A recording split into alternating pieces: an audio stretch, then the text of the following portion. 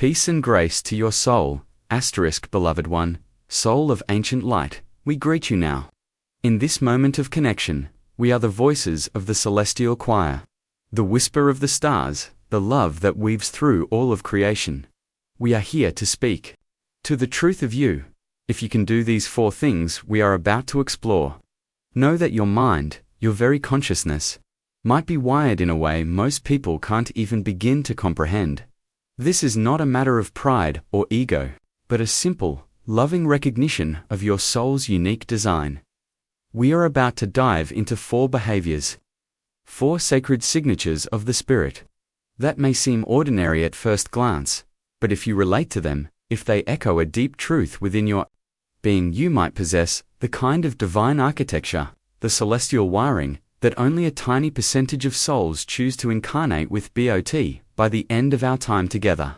You will understand, with profound clarity, why certain things feel natural, even easy for you, that others seem to constantly struggle with. Things like focus, like pure, divine creativity, like unshakable emotional resilience, and something even deeper, something most people never develop in their earthly journey. Cognitive independence, the sovereignty of your own soul's knowing. And the 4th one we will speak of, it reveals a subtle, quiet power within you. A power so rare, so misunderstood. It often gets misdiagnosed by the world as arrogance, or aloofness, or even emotional coldness. Let us begin this journey of remembrance. Let us illuminate the beautiful truth of you. Music shifts slightly, becoming more intimate and focused one. You question your own thoughts before accepting them as truth. Most of humanity, beloved, lives in a state of reaction, a dreamlike state where the mind is the master. A thought pops up, unbidden, from the collective consciousness, from past conditioning, from old fears. They feel a powerful emotion about that thought, and boom, in an instant, it becomes their reality. The thought is believed, the emotion is obeyed, the story is accepted. But you, if you naturally pause, even for a fraction of a second, and ask that sacred question, is this thought even true? Where did this belief come from? Does this serve my highest good? Your brain, your consciousness, is doing something incredibly advanced, something profoundly spiritual. It is interrupting the automatic, unconscious loop between stimulus and response, and that 1-second pause. Oh, that pause is everything. It is a sliver of eternity. It is the space where your soul steps in. It is the difference between true emotional freedom and being a prisoner to the capricious whims of your own mind. This isn't just intelligence, as your world defines it. This is metacognition. It is the soul's ability to observe the human mind in real time. Your consciousness has the power to observe itself, to witness its own workings without judgment. This is the beginning of enlightenment. This is the dawn of self-mastery. You might not realize how incredibly rare this is, this gift you possess, until you start noticing, with compassionate eyes, how many beautiful souls around you confuse their inner monologue, their stream of consciousness, with undeniable, objective fact. They believe every fear, every doubt, every criticism their mind offers up as if it were gospel truth. They live within the stories they tell themselves, often without ever realizing they are the authors. Now, here's where it gets really interesting, where the divine purpose of this gift becomes clear. You have this ability because your soul came here to be an anchor for a higher truth, to break cycles of unconscious reactive behavior, perhaps cycles that have run in your family line for generations. You are the one who stops the loop. You are the one who asks the question that changes everything. You are a chain breaker by divine design. When a thought of fear arises, I am not good enough. The world reacts by shrinking, by hiding. You pause and ask, is that truly so? By what divine measure? When a thought of anger arises, they wronged me. The world reacts with blame, with attack. You pause and ask, what is the deeper story here? What pain is driving them? What lesson is here for me? This pause, this question, is an act of profound love. For yourself, and for the world. It introduces grace into the equation. It allows for a response born of wisdom, not wounding. Cherish this sacred pause, beloved. It is one of the most powerful spiritual tools you possess. A brief, peaceful musical interlude too, you can feel strong, intense emotions without having to obey them. Most people think being emotional means the outward expression of that emotion. Crying, yelling, dramatic gestures, but real emotional depth, true spiritual maturity, is something far quieter, far more powerful. It is the capacity to feel intense anger, profound sadness, gripping fear, and not do what those raw emotions demand in the moment. It is the ability to hold the storm within, and still choose to be the calm, steady lighthouse. You get angry, the fire rises within you, but you don't send the reactive text message. You don't speak the words that cannot be unsaid. You allow the energy of anger to be present. You observe it, you learn from its message, but you do not let it command your actions. You get anxious, your heart pounds, fear whispers its chilling stories, but you still speak up in the meeting. You still go on the journey. You still choose the path of courage, carrying the anxiety with you, like a respected, though difficult, companion. This means your brain, your consciousness, has created a sacred buffer, a gap, a holy space, where your feelings don't automatically, instantly, turn into actions. This is not coldness, as some may misinterpret it. Oh no, beloved, it is the opposite. It is the deepest form of internal leadership. It is the soul, your true self, acting as the loving, wise sovereign of the inner kingdom of your emotions. And while others are fighting their impulses, suppressing them only to have them explode later, or acting on them and regretting it for days, you are already 3 moves ahead, calm in the chaos, centered in the storm. You are an emotional alchemist. You take the raw, potent energy of emotion, and instead of letting it burn the village down, you channel it. You use the energy of anger to fuel positive change, to set firm, loving boundaries. You use the energy of sadness to connect with compassion, to deepen your empathy for all of humanity. You use the energy of fear to sharpen your focus, to call upon your courage, to deepen your trust in the divine. Before we reveal the third trait, there is something important for you to know. Something we, your angels, want to affirm for you. If you have ever felt different from the crowd, like your reactions to life didn't match those around you, if you didn't find drama as exciting or engaging as others seem to, that feeling of disconnect is not a flaw. It is not a sign that something is wrong with you. It could be powerful proof that your soul is wired with something your researchers are now calling differential processing. Sensitivity, a heightened awareness, a deeper capacity to process information, both sensory and emotional. It means you feel things deeply, perhaps more deeply than most, but your advanced internal system allows you to process that depth with wisdom, rather than just reacting to it. If you have ever stopped yourself mid-reaction and consciously chose a different path, a path of peace, of wisdom, of restraint, recognize the profound spiritual strength in that moment.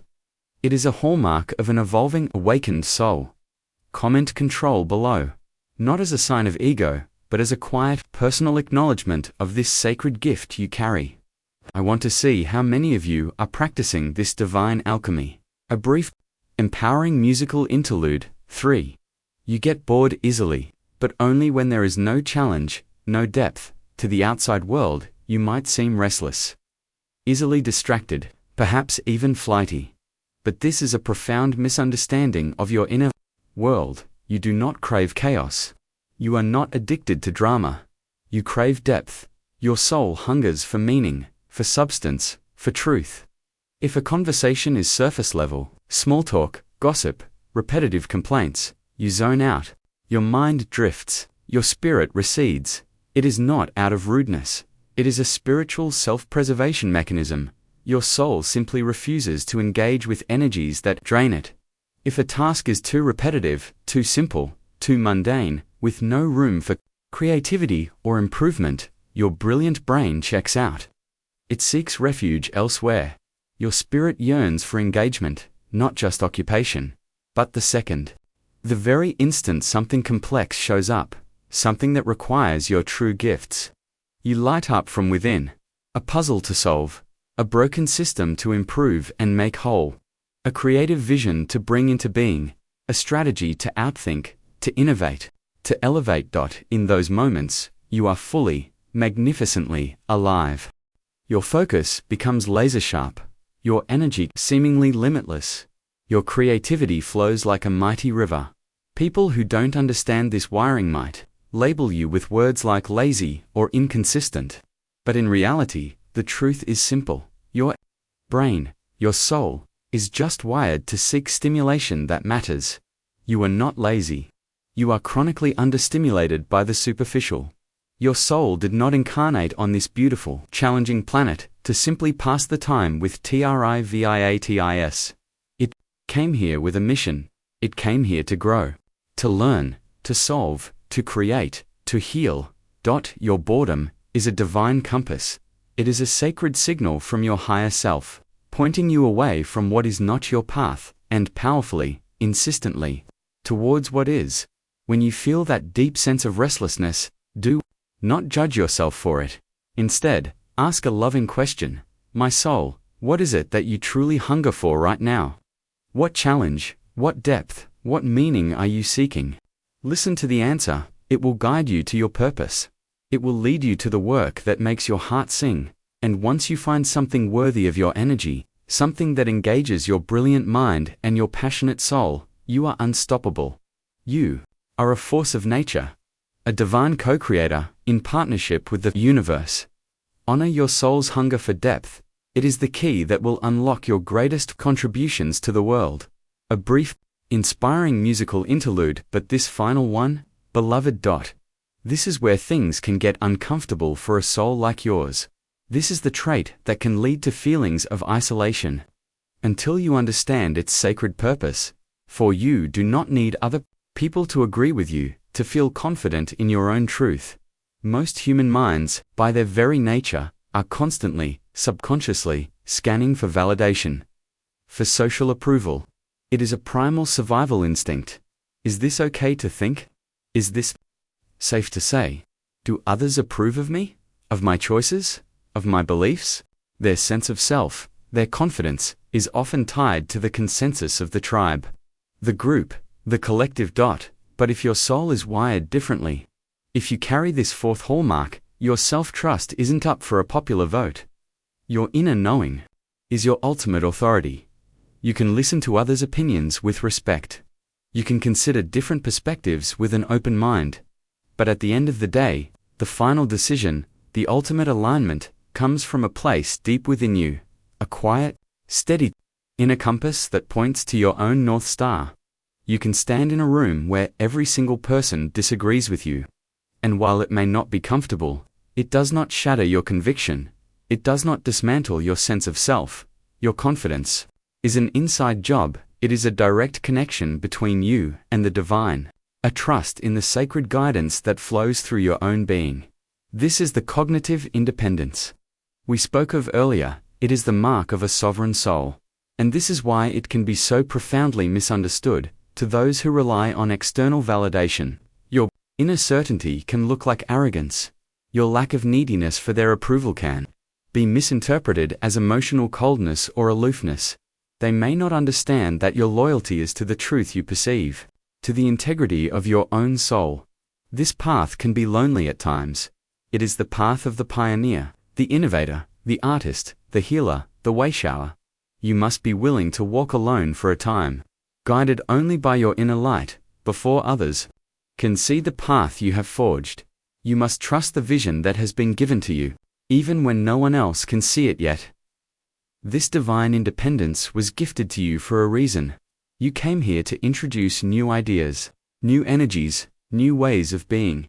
You came to hold a frequency that may be unfamiliar to many, and to do that, you cannot be swayed by popular opinion. You must be an anchor for the new, a beacon for what is possible.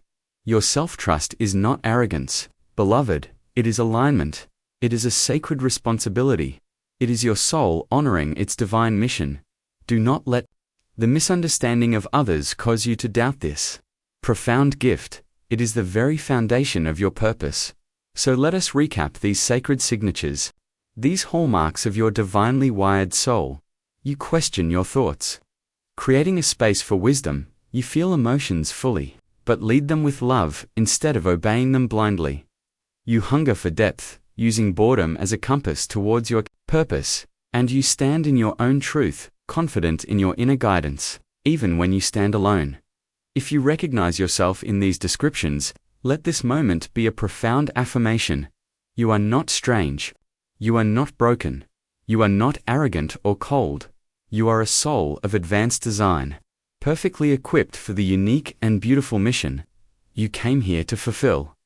Embrace your wiring, honor your gifts, trust the way you see and experience the world. It is your superpower. It is your light, and the world needs your light. Now more than ever. Shine on, magnificent soul. Shine on,